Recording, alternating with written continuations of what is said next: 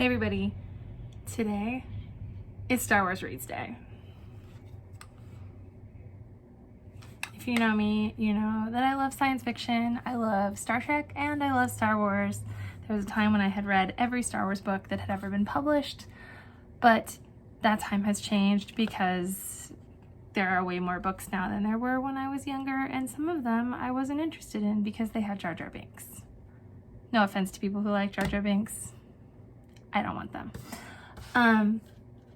But today, to honor Star Wars Reads Day, I wanted to tell you, first of all, that we have tons of Star Wars books here that you can check out and read if you want, including comics if you want that, and graphic novels if you want those, because there's a difference.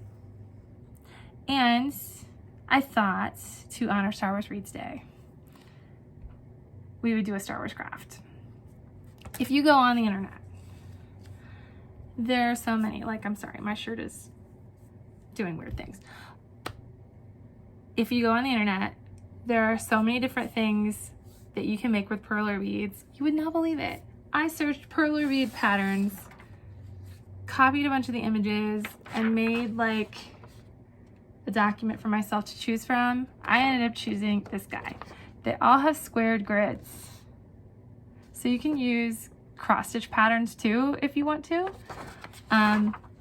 But I use this. I got plain perler bead squares on the internet.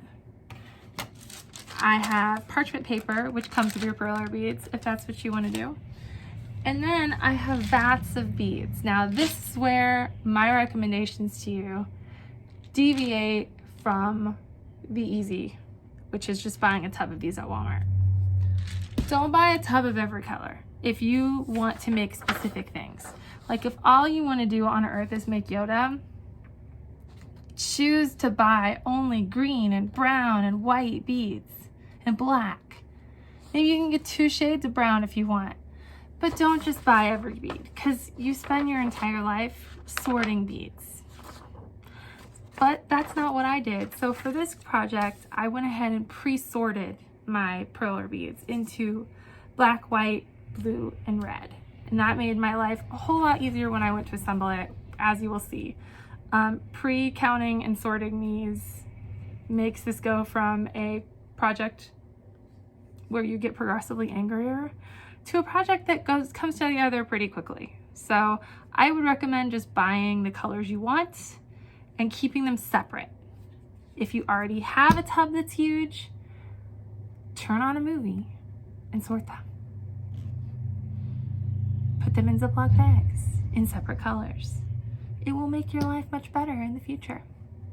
I might actually do that with ours because I'm getting a little bit tired of having to sort through them. But there's my perler bead advice. So once you have assembled your perler bead in its little tray, you top it with parchment paper and follow the package instructions for your beads because they're different, and iron it, and it will melt on one side, like on this side, and then this side will be the bead side. And if you want to make sure this never ever ever falls apart, if you want to use it hard like on a keychain, you can always iron both sides. But I don't do that because I usually just slap a magnet on the back and just use it as a magnet on the fridge, or just hold on to them like a hoarder. That's also an option.